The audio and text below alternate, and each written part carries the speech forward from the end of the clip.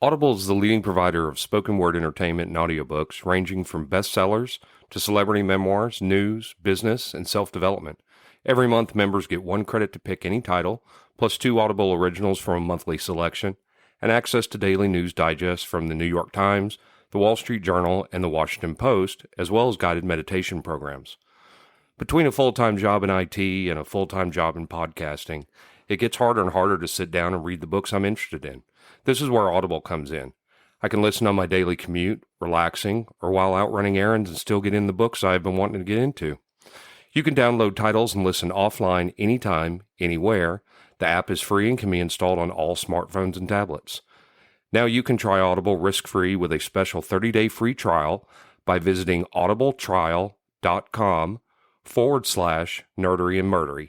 That's audibletrial.com/nerdery and murdery. Don't let your busy life get in the way of that great book you've been wanting to read. Go get your free trial of Audible today.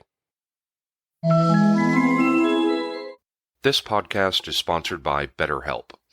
This is Geoffrey, and we've talked about many times before that I experience problems and struggles with my mental health, and really without a healthy mind, being truly happy and at peace is hard.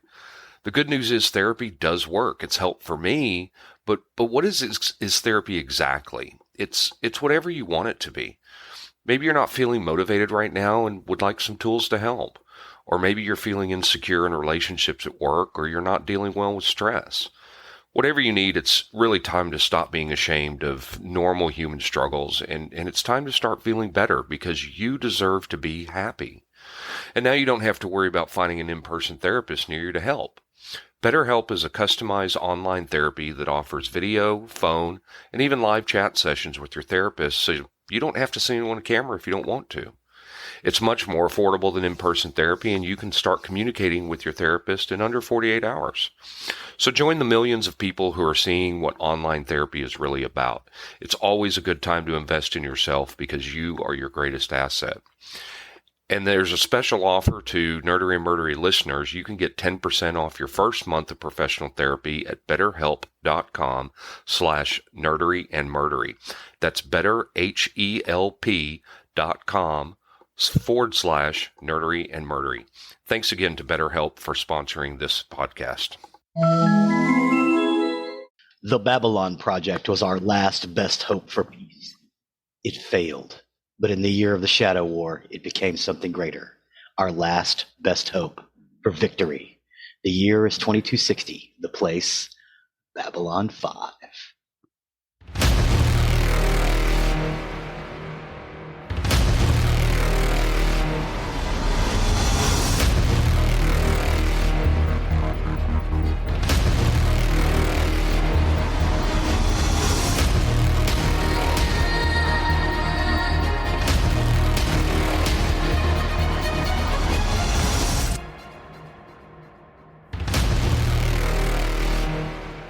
All right, welcome to episode 110 of Nerdery and Murdery. I'm back, baby. He's back, baby. Big 110. Big 110. Had some big life changes, moved over 500 miles away, and that took up a lot of time, so had to take a little bit of time away, and I apologize for that, but I am back. Hey, there he is. So, move went okay? You're okay with the weather down there? And yeah, it's hot, We actually got some relief up here this weekend, so for the first time in months. The hurricane brought us a little bit of rain, but not much relief. It's like 80-90% humidity every day. So that's not good. Yeah, being near the Gulf Coast, we get a lot of humidity, so it's wet and sticky all the time. Wet and sticky. So, but I'm back. I appreciate Zig carrying on with the nerdery while I was gone, and K3 for helping out as well. Some good stuff. Helped me on my long trip during the move, listening to all those. So it was a lot of fun. So I'm glad to be back and happy to be here. And Zig, with that, I will let you take over on the nerdery side of the house. Sweet.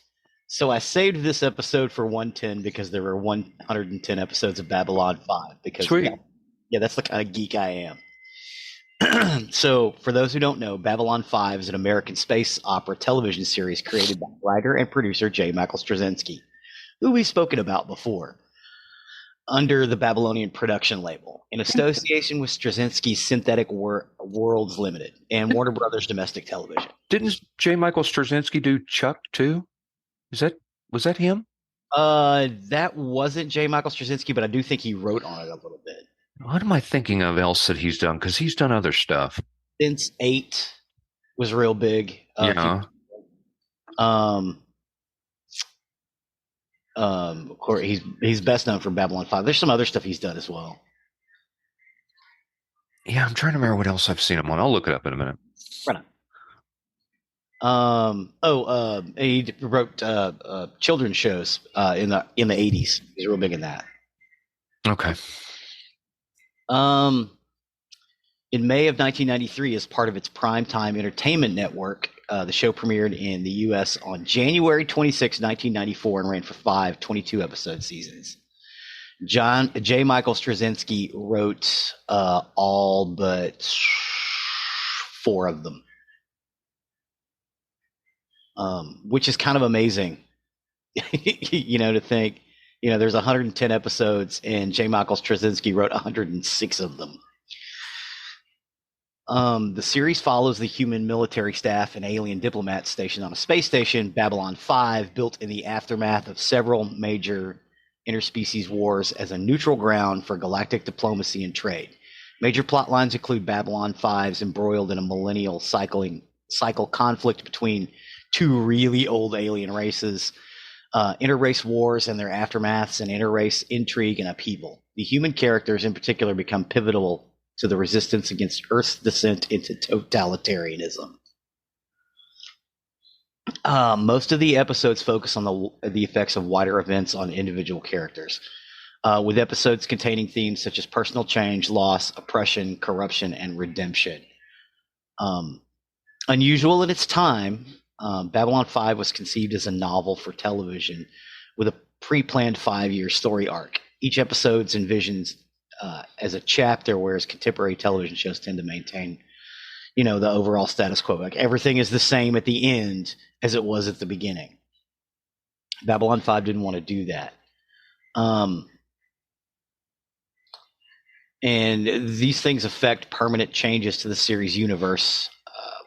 There were also some tie-in novels and some comic books.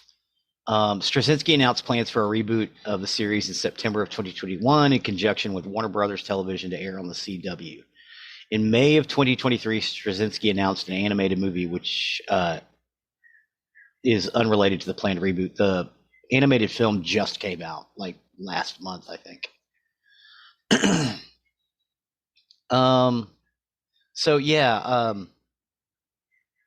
If you like Deep Space Nine, you're going to like Babylon 5 because they started from the same Bible.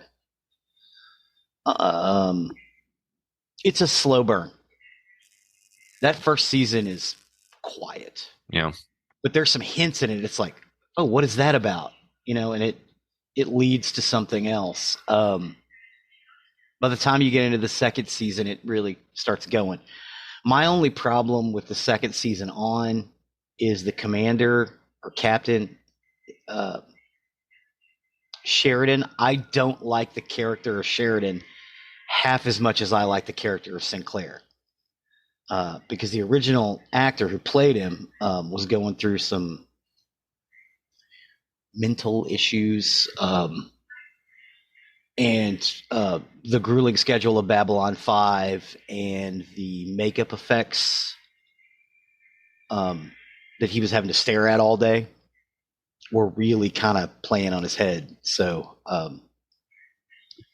Michael O'Hare decided to bow out after the first season, which is fine because J. Michael Straczynski thought ahead. Every single character has a trap door. So he's got a replacement character for everybody, all the major cast, because he knew he was going to kill some of them off. Mm-hmm. Plus, it's a military command structure. When they take one person out, the military command sends somebody in to replace them because that role needs to be filled. So It did happen kind of naturally. My problem is I didn't like the character of Sheridan as much as I liked the character of Sinclair. I don't think Bruce Boxleitner did a bad job. I don't think he was as good as Michael O'Hare, but for what he was given, yeah, he did fine. And, he was kind of the face of the franchise for a long time.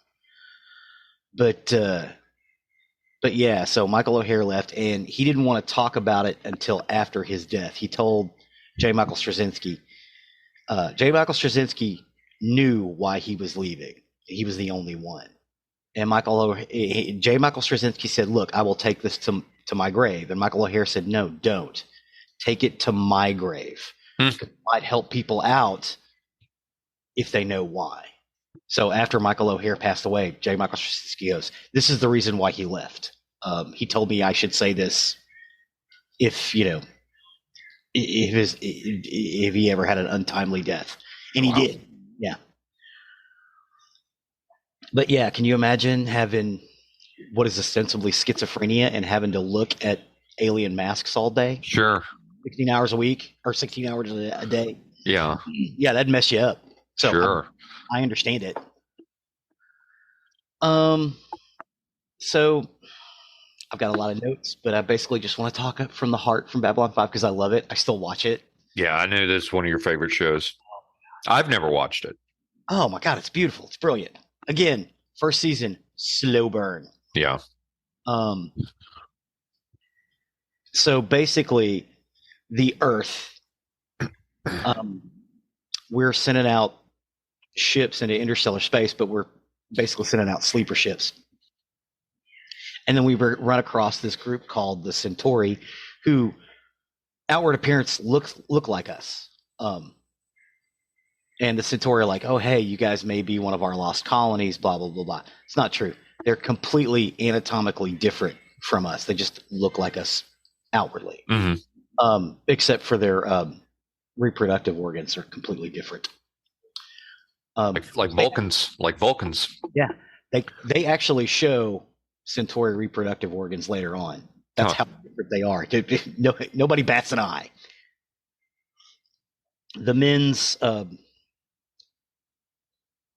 The men's reproductive organ, because you can't really call it a penis because it's not, basically lays across their chest, and it's got tentacles that come out of it that wrap around the female's back. Okay. Yeah, it's kind of weird. Yeah, when they're working on one of the characters had a heart attack, basically. And when they're working on his chest, they open his chest up. It's like, oh, hey, look, they showed his wing. And it's a little prosthetic. It's kind of cool. But yeah, they're completely different.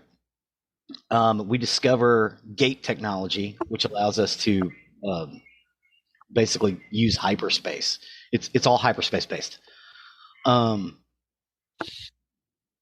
And then we help a group of other people out against this one group called the Dilgar, who are basically trying to take everybody over. We help them out, and so humanity becomes this large presence in the galaxy, even though it happened relatively fast, like within 30 years. And then a scout ship meets the Minbari. The scout ship, when the Minbari show up, they open their gun ports as a sign of respect. The scout ship did not understand this, and they fired on them. They killed the Minbari's leadership, Dukat, who basically ran their society, and he was well loved. And when he died, they went nuts and went to war with the Earth. And they, because they're about 1,000 years ahead of us, they whipped us at every single turn. They got all the way to Earth, and when they were outside of Earth, about to destroy the planet and erase humanity from existence, they surrendered. Then they helped us rebuild our stuff, and they got together with humanity and realized that we should make a neutral place for everyone to meet to air out their differences, like a UN. Mm-hmm. So they picked a place in neutral space and started building these Babylon systems. The first one got destroyed while it was being built. The second one was sabotaged. The third one was sabotaged. The fourth one disappeared 2 days after it came online. And the fifth one is Babylon 5. Took them about 10 years. And Babylon 5 is the setting of the place. You come to find out later on in the series that the reason the Minbari surrendered is they pulled Sinclair out of a fighter basically to interrogate him, and discovered that Minbari souls and human souls are the same. And that freaked the Minbari out because they don't harm each other. So turns out that's not exactly true, but you find out later on because the Minbari are also embroiled in this shadow war. So there's these two really old groups of aliens who are supposed to keep an eye on the younger races, because there was a large group in the galaxy before that, and everybody else left and went to the rim except for these two groups. And one decided that the best way to help society advance was chaos, so causing a war every few thousand years. And the other group, that's the Shadows, and the other group, the Vorlons, thought everything needed to be about order and rigidness and following the rules. So you find out that every 1 to 10,000 years, they decided to have them a little war between their factions to see who's right. When the younger races finally figure it out, that's actually what's going on. That it's not about conquest, it's about proving a point. They all quit. They're like, you guys, we're done. We're not fighting your war anymore. You guys go to the rim. And they do. But because they use the other races as proxies, there's a bunch of stuff that's still going on. You find out that telepaths exist in the human race. About 100 years before the start of Babylon 5, which is 2260, telepaths started showing up on Earth. Telepaths exist in every single race in the galaxy except for one, the Narn. And that's because the Narn almost got wiped out by the Centauri about 200 years before the events of Babylon 5. It's not that they don't have the genes, they don't have enough people to produce telepaths again. They still have the gene. The Vorlons put that gene in everybody's population secretly 400 or 500 years ago as a defense against the Shadows, because the Shadows use a technology that requires someone being plugged into one of their ships as a control mechanism, and the telepaths disrupt that. So it was purely a defensive motive, but you don't know that. So, and the telepaths on Earth, they're run by a shadowy organization called Psychor. And Psychor, if you have telepathic abilities, Psychor basically makes you go live with them. Like they test children. You don't get to live like a regular person.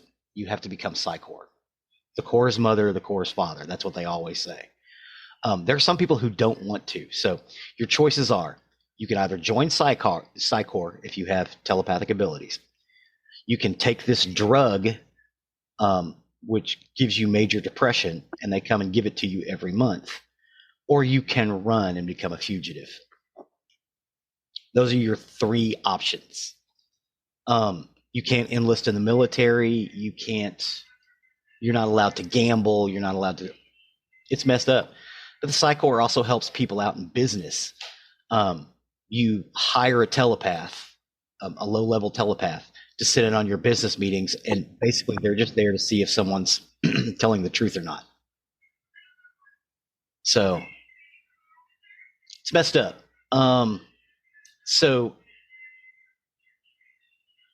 Straczynski, he was a fan of sagas such as Foundation, A Childhood's End, The Lord of the Rings, and Dune, and the Legion, stuff like that. So he wanted a nice long series because he always thought it was a great idea. Of course, he worked on a bunch of television series, most notably Captain Power And they were really, really working pretty hard on that show, and it got canceled before they could really kind of bring some of their ideas to fruition, and left it on a cliffhanger. So he wanted to write this as a story arc, and that was the idea. He wrote all this stuff up in this Bible, basically, and he shopped it around to everybody, and eventually PTN took it over, Primetime Entertainment Network, which was a distribution arm of Warner Brothers Television. They also did Xena and Hercules, and they brought back Knight Rider, and they did Vanishing Sun, which was a really good series. Yeah, they were on a local station here, and they would just run these either these shows or these movies at night. Kung Fu: The Legend Continues, Time Tracks. These are all done by PTN. But eventually, PTN lost all its shows except for Babylon 5, and it folded. So Babylon 5 was in danger of being canceled in season 4, or at the end of season 4. So they tried to wrap up all their storylines in the 4th season, which is why season 4 seems so frenetic and rushed. Well, TNT gave them a last season and let them do a couple of movies to kind of. So the last season, the 5th season, seems a little slow compared to the 4th season because they were frenetically trying to get everything done. I think the 5th season is probably the weakest, but there's a lot more political intrigue than there is war, if that makes sense. Mm-hmm. But it is good science fiction.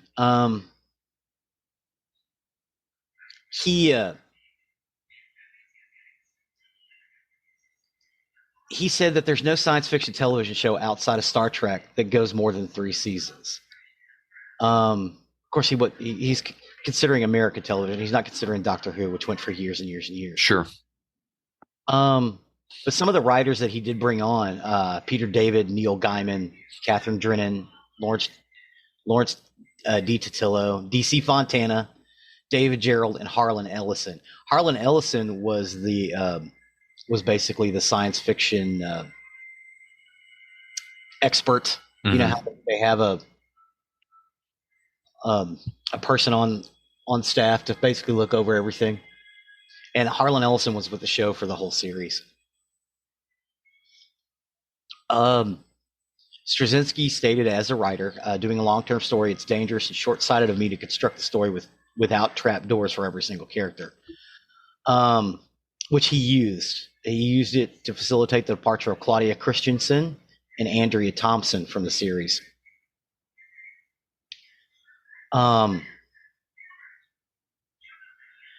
He did recall that Peter Jurassic, who plays one of the ambassadors, the Centauri ambassador, Londo Mollari, asked him about the context of Londo's premonition, shown partially in Midnight on the Firing Line, of himself and G'Kar choking each other to death, but Straczynski had to be coy about it.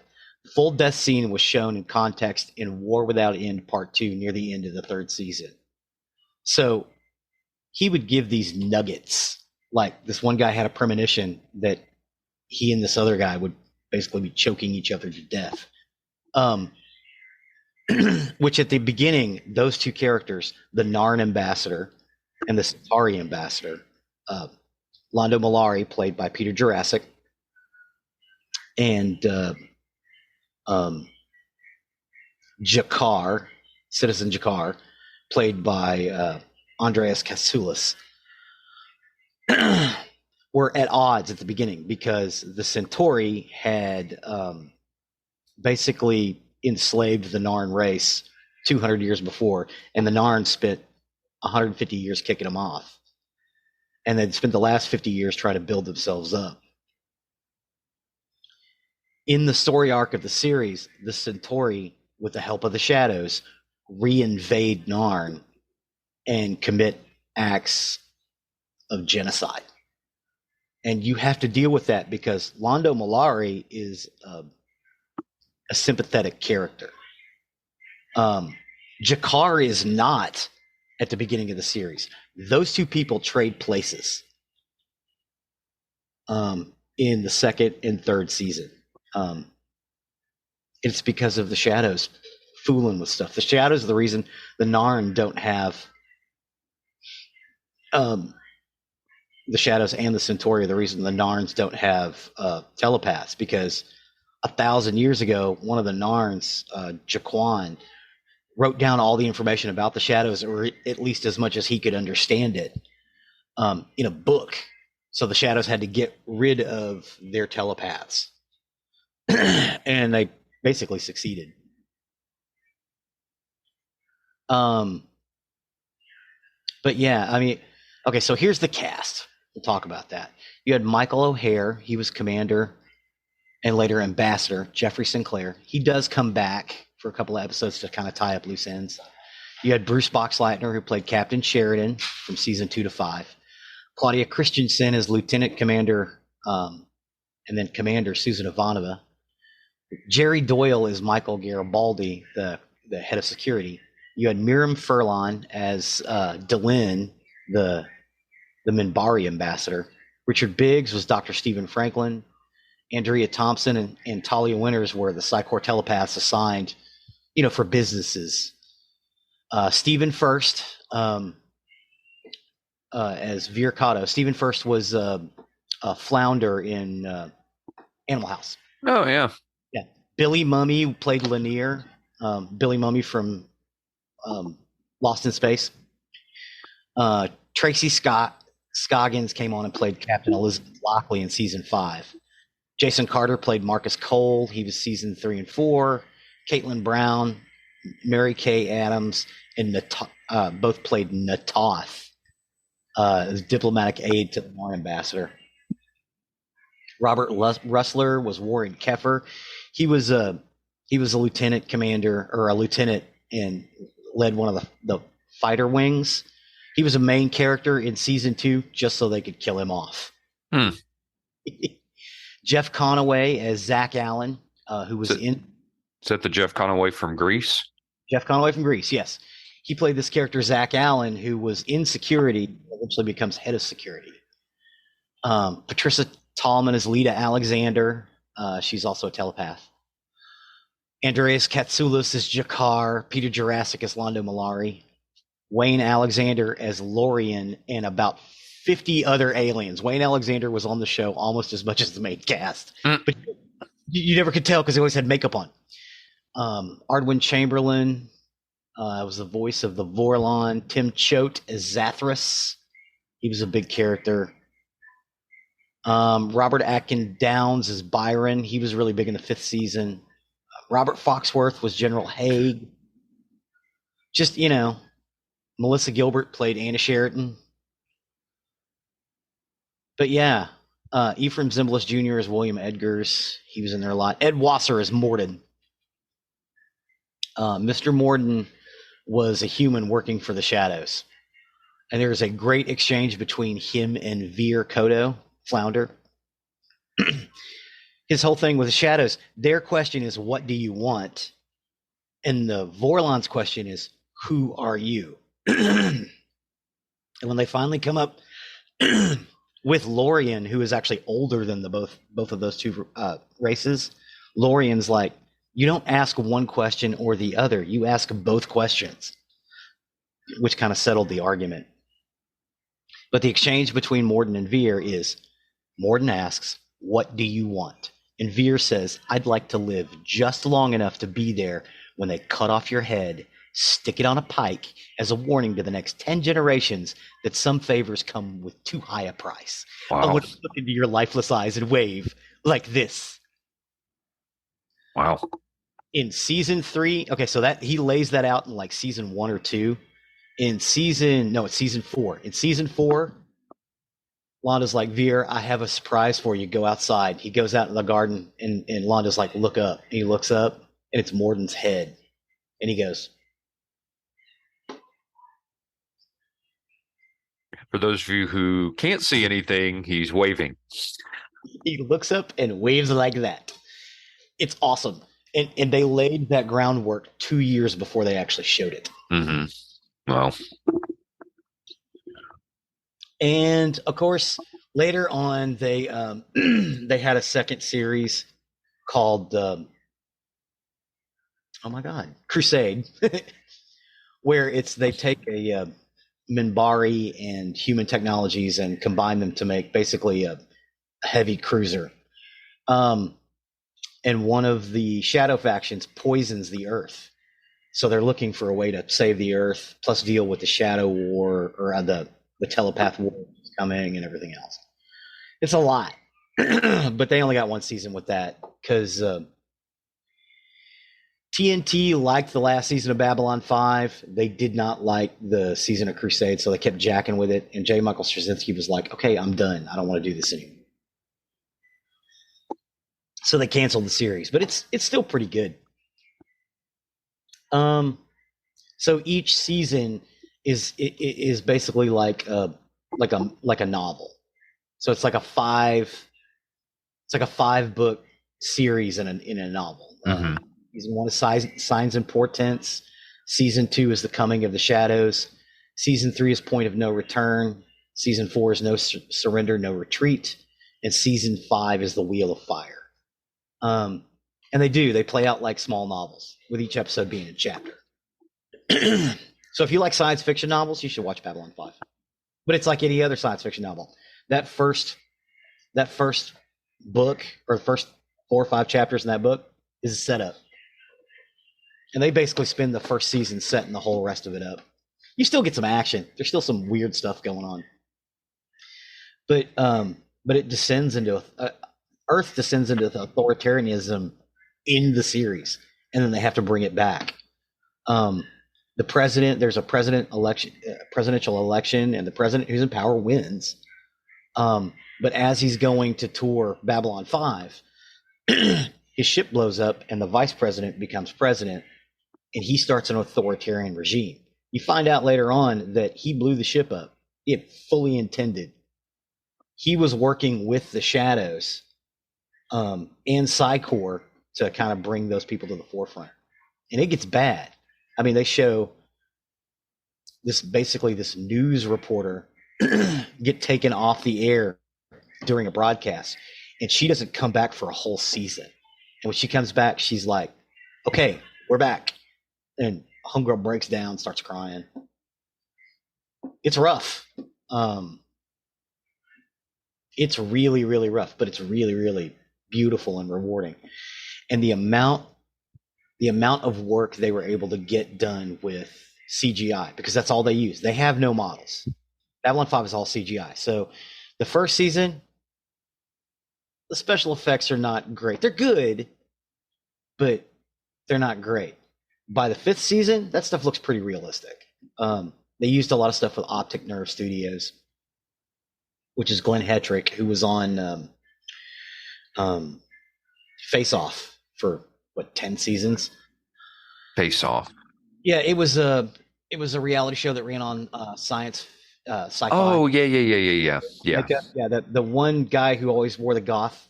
Yeah, he ran Glenn Hetrick. He ran Optic Nerve Studios. Well, actually, when he first started, during Babylon 5, he didn't run it. He was just working there. But he eventually came to run it. But they did a lot of the face makeup. In the pilot episode, they got a lot of stuff done by Jim Henson Studios, but they weren't really happy with it. So Jim Henson Studios struck up a deal and did Farscape instead. And then they went with Optic Nerve. So in the pilot, some of the aliens look a lot different than they do later on. Which is fine. You don't actually have to watch the pilot. I like it, but the emphasis is different. Like the doctor and the commanding officer, or the XO are two different people. The XO is Tamlin Tamita from Karate Kid 2.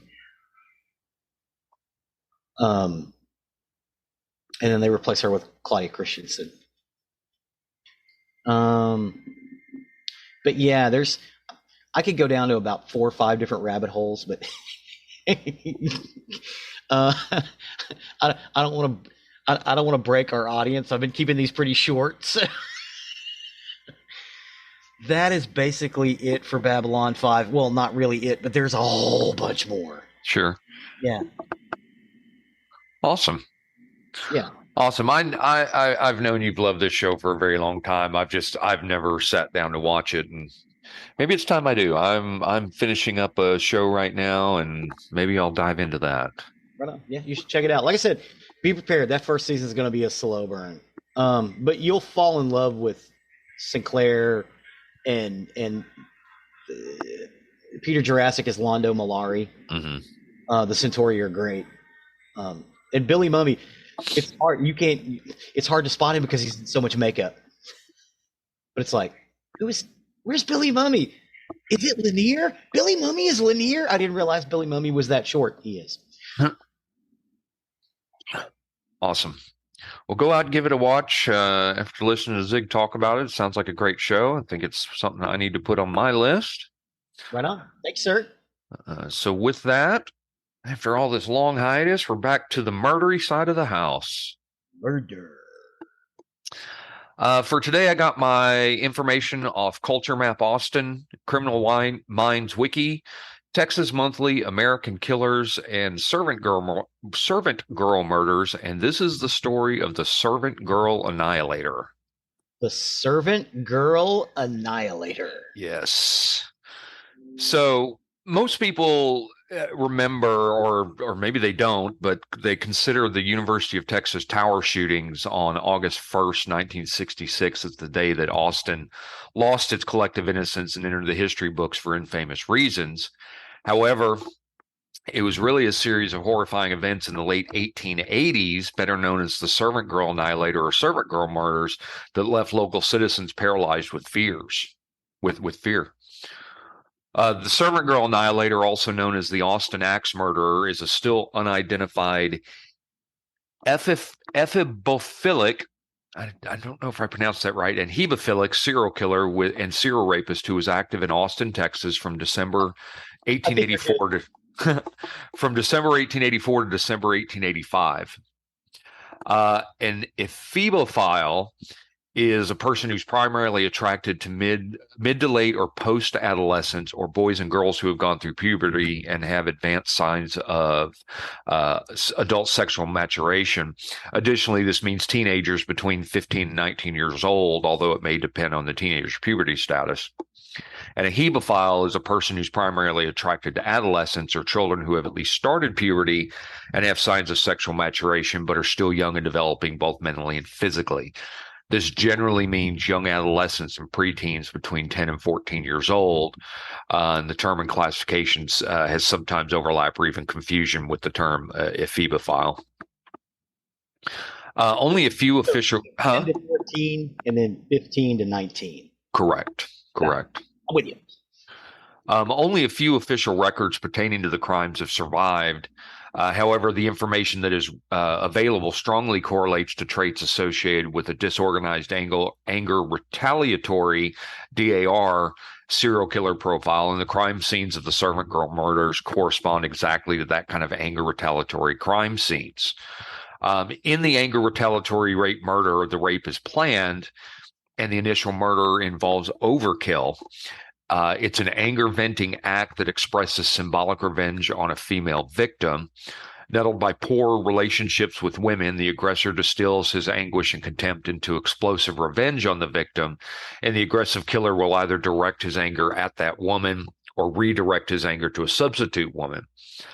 Because the latter type of scapegoating retaliation does not eliminate the direct source of hate, it is likely it will be episodic and repeated to relieve internal stresses. Dynamically, the rape homicide is committed even in a stylized violent burst attack for purposes of retaliation, getting even, and revenge on women. The perpetrator tends to choose victims from familiar areas and may use weapons of opportunity in percussive assaults with fists, blunt objects, or a knife, and the subject tends to leave a disorganized crime scene, and the improvised murder weapon may be found within 15 feet of the body. The brutal killings in Austin occurred 3 years before Jack the Ripper terrorized London's East End, and there are some who believe that the Servant Girl Annihilator and Jack the Ripper were the same person. Huh. And although these murders happened 75 years before the term serial killer was coined, it still sealed Austin's reputation as the first city in America to have a serial killer, and the person responsible known as the first serial murderer in the country. Over the course of a year, 7 female residents, along with the boyfriend of one of the victims, were attacked with knives, axes, bricks, or iron rods, and police were baffled. They took bloodhounds to the scene of each murder, but dogs could find no trails. Private detectives were hired to conduct their own investigations, but they too failed to find any leads. Because the first victims were black, Austin's white residents initially believed what was taking place was a, quote, Negro problem. Some city leaders theorized that a gang of depraved black men was committing the crimes, going after black women for reasons of its own. To imagine the mind of the authorities at the time, you have to understand the heightened state of fear and suspicion that was present in Austin at the beginning of 1886. In the months since the last murders in December of 1885, the city's police force had tripled in size. A curfew had been enacted, and private citizens had organized into patrols to guard the neighborhoods after dark. Strangers were forced to identify themselves or be evicted from the city. Saloons and other downtown establishments, usually open 24 hours a day, were forced to close at midnight. A new era of law and order had begun. The first victim was Molly Smith. She was a 25-year-old cook working for the Walter Hall residence on 6th Street, then named Pecan Street. She was killed on December 30th, 1884, in a grisly murder filled with copious amounts of blood due to axe wounds to her head, abdomen, chest, legs, and arms. Good God. Her body was found outside and placed in the snow next to the family outhouse, and her boyfriend was also left severely injured from the attack. Well, it's been a while since Austin got any snow. Yeah. The following day, the prominent Austin newspaper, Austin Statesman, ran the following headline: "A fearful midnight murder." The next victim was Eliza Shelley, a young woman who worked as a cook for the family of Dr. Lucian Johnson. Killed only a few months after Molly Smith, Shelley had been brutally murdered on Cypress Street on May 7, 1885, and her head left almost completely split from the blows of an axe. Because of the killer's apparent choice of weapon and axe, the murders were first known as the Austin Axe Murders, until well-known resident William Sidney Porter wrote in a letter to a friend, quote, "Town is fearfully dull except for the frequent raids of the servant girl annihilators who make things lively during the dead of the night." After this letter became public, locals and reporters began referring to the murders of the servant girl annihilator. On May 23, 1885, a third woman, also a young servant, became the next victim. Her name was Irene Cross, and she lived on East Linden Street, just across from Shoals Garden. Irene was attacked by a man with a knife, being stabbed multiple times and left to bleed to death. A reporter on the scene after her vicious attack stated she looked as she had been scalped. Summer passed, and with August's arrival came a ghastly attack on Clara Dick. Clara Dick was found severely injured, but she survived the attack. Police investigators were baffled. They had no evidence, no leads, no witnesses, and no suspects. The people of Austin became aware that the serial killer was roaming the streets of their city, and police were powerless to catch the killer in a growing city of 23,000. 23,000 people. Yeah. But and for our listeners, if you're familiar with the South by Southwest thing, that happens every year down in Austin, this is all happening where that happens, by the way. Yep. The only plausible explanation that law enforcement could give to the wary public was that an influx of workers to the area by train or wagon had brought a sadistic maniac to their town. They again released bloodhounds in the area around the killings, but had no results. They arrested and questioned possible suspects, but all were released due to lack of evidence. To investigators, the situation was bleak, and then the killing stopped. Citizens fell back into a sense of security, convinced, much like modern-day profilers, that the killer had been caught in the commission of another crime, or that he or she had moved out of the area for fear of being captured. That was the general mindset of the populace until the night of August 31st, 1885, when the killer struck again. A servant named Rebecca Ramey was wounded, and her 11-year-old daughter Mary was killed. Rebecca and her daughter Mary would be the fourth and fifth victims of the axe-wielding murderer. On the night of August 31st, Ramey reported that she was struck in the head with an unidentified object while she slept. She awoke to discover that her daughter was missing from the quarters in which they lived behind the home of a livery stable owned by Valentine Weed. Mary Ramsey's body was discovered in a nearby alleyway. She'd been raped and both of her ears punctured by a sharp object, and once again, bloodhounds were dispatched from the location with little or no sound results. Good God. At this time, Austin citizens were seized with fear and began protecting their homes with extra safeguards. Other cautions, such as increased patrols in the neighborhood, going home before sunset, and the 24-hour saloons closing at midnight, were also taken again. It is worth noting that despite the legend, Austin's famous moon towers were not constructed during this time. They came later in the 1890s. On September 1885, a man attacked Gracie Vance, Orange, Washington, and their friends Lucinda Body and Patsy Gibson. They were sleeping in a shack behind the home of Vance's boss when the couple was brutally attacked with an axe. Lucinda and Patsy survived the attack but were left severely injured, while Gracie and Orange died.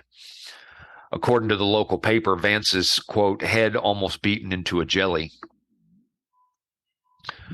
Despite the name, up to this point, all the victims were African American, but they were not all servant girls, and many noted that white Austinites had not been attacked yet. The final two murders occurred on Christmas Eve, 1885. First, Sue Hancock, described as one of the most refined ladies in Austin, was found in her backyard, which is now the Four Seasons Austin, by her husband. Hours later, Eula Phillips, quote, one of the prettiest women in Austin, was found dead in her in-laws' backyard, where the Austin Central Library is now located. Her husband, Jimmy Phillips, sustained severe wounds in the attack. The crime scenes were so bloody that the population began to ask themselves if multiple individuals or gangs were responsible for the crimes. Ultimately, both spouses of Sue Hancock and Eula Phillips were accused, but found not guilty of the murders. After the Christmas Eve murders of 1885, the killing stopped, but the fear was still palpable. At the time of the murders, Austin had been changing from a small frontier town to a cosmopolitan city, but the reputation it acquired because of the crimes put a halt to the city's growth. Although approximately 400 men were eventually rounded up by authorities and questioned in the killings, all suspects were released and the murders remain unsolved. Bloody axes and sharp objects were often left behind at the scenes, along with bare footprints missing one toe. Several suspects were arrested, but investigators were not able to connect any of them to the murders, which angered the public. Private detectives, again, were also hired to solve the case, but no one was able to identify the killings. And again, the killings suddenly stopped after December 1885, when additional police officers and more private investigators were hired.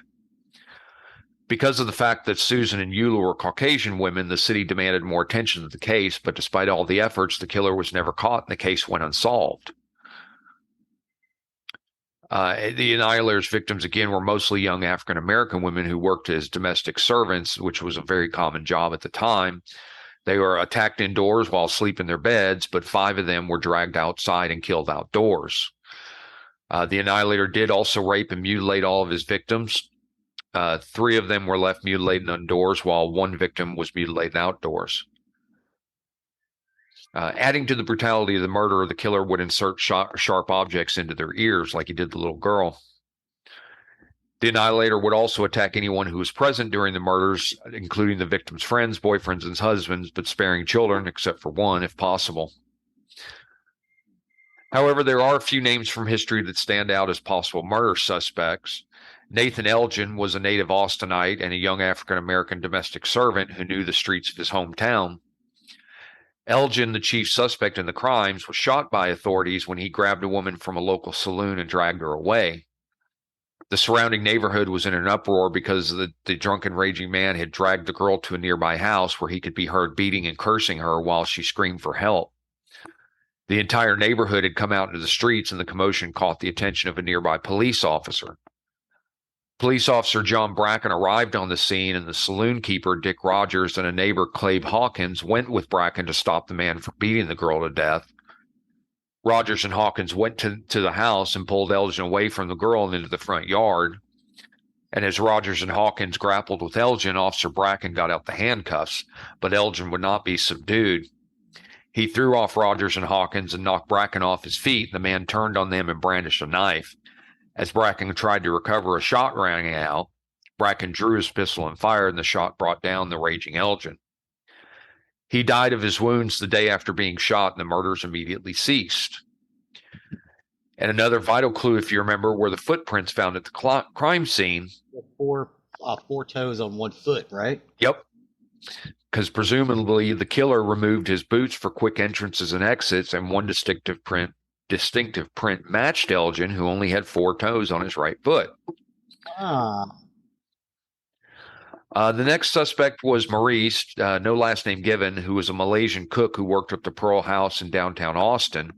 The Pearl House had connections to a majority of the victims of the Annihilator, therefore this theory gained momentum. It said once Maurice left Austin bound from New Orleans and ultimately London, the murders ended. And although the killings by Jack the Ripper were more brutal in nature, many believe that the Austin and London killers were actually the same person, a person who happened to add horrifying methods to his assassinations. I think it's Maurice. It didn't say anything about if he was missing a toe, so I don't know. Yeah. Eventually, Jack the Ripper's crimes gained international attention, while Austin's axe murder mystery was eclipsed by the infamous murders in London. However, interest in the servant girl Annihilator murders has recently become the subject of a comprehensive book, The Midnight Assassin, by Texas monthly journalist Skip Hollandsworth. Published in 2015, Hollandsworth's book became a New York Times best-selling title. The newfound interest in the servant girl annihilators isn't necessarily surprising, though. Like the Austin of the 1880s, the city is experiencing tremendous growth, bringing with it an uncertain future. After all, those who don't learn from history are doomed to repeat it. Interestingly, during the attacks, the servant girl annihilator interacted with 2 young boys but did not harm them. The first was 8-year-old Douglas Brown, a nephew of Irene Cross, who declared that a big, chunky Negro man, barefooted and with his pants rolled up, had covered him with a blanket and told him to be quiet. He had no recollection of the murder, and it's speculated that the killer sedated him with chloroform stolen from a dentist's home. And the other child was Eula and James Phillips' 2-year-old son, Thomas Phillips, who was sleeping with his parents and was given an apple by the killer. Many theories regarding the perpetrator of the murders has been proposed by researchers, profilers, and criminologists in the 130 years since the servant girl annihilator rampaged through the streets of Austin. One theory contends that the murders were committed by a killing pair, and it took 2 people to move the victims so quickly and quietly. Another theory proposes that a random drifter, not a citizen of the capital city, had to have murdered the innocent victims. Several researchers have put forward their own perpetrators, but the most interesting of all theories began to emerge 100 years later, as again it has been suggested based on compelling circumstantial evidence that Jack the Ripper used Austin, Texas as a proving ground for murder. The Austin axe murderer case remains a mystery to this day, and in spite of the vast amounts of evidence, the events of 1884 to 1885 will remain forever so. And that is the story of the servant girl annihilator. I have never heard of this before. Yeah? Yeah, that's crazy. Yeah, I found this one and found it interesting. Nice. Another one from our state. Thanks, sir. Yeah, you betcha. You betcha. Well, thanks for joining me today. I'm glad to be back. Nice to have you back, sir. Yeah. Hope everybody enjoyed today and is happy for everything to be back together. As always, as a reminder, you can find more information on the items we talk about on nerderyandmurdery.com. It's our hub where we have pictures, links to everything we talk about, plus additional information. You can also find our merchandise link on our webpage, where if you wish to get your Nerdery and Murdy merchandise, show off your fandom, please do consider to go there. And you can also find the link to our Patreon, where if you wish to become a donator of the show, help with the costs that do occur with this show. It's not free, it's not cheap, but we enjoy doing it. So do please consider being a Patreon. Please and thank you. Or being a patron, excuse me. Yes. And then Zig also does put stuff on TikTok and YouTube as well. So do check those out, subscribe to us, and see the things that are going through his mind. Yes. I have also recently been posting this video on our YouTube page and not posting it until the episode goes out, so you can actually see this video. So Cool. You can see this. Awesome. That way people can see what you were doing. Exactly. Awesome. Well, I appreciate it. Glad to be back. That's it for this week. So, Zig, with that, go ahead. Sig with your nerdery. And I've been Geoffrey with your murdery. She's the music.